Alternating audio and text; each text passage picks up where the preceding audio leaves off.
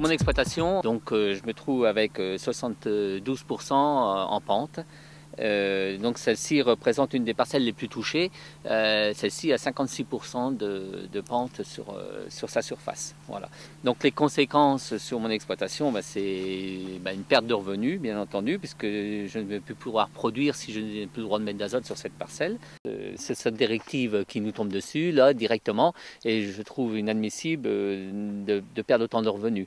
Donc je pense qu'il faudrait plutôt trouver des alternatives à cette interdiction d'épandage, de mettre 4 épandages d'azote en mettant des doses beaucoup plus petites pour éviter tous les ruissellements. Nous travaillons beaucoup avec les outils de pilotage pour gérer au mieux l'azote, qu'elle soit le mieux positionnée aux meilleures dates et à des doses très, très précises. Moi je m'étais beaucoup impliqué dans la qualité d'épandage, en achetant un pulvérisateur avec coupe de tronçon, GPS, et en épandant très précisément les doses là où elles doivent être. Les investissements avaient été très conséquents dans cette partie et je trouve qu'on n'est pas récompensé en nous mettant des freins sur cette directive nitrate.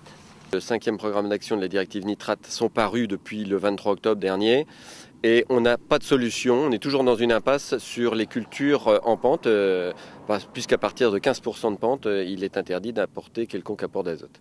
Donc pas de culture possible.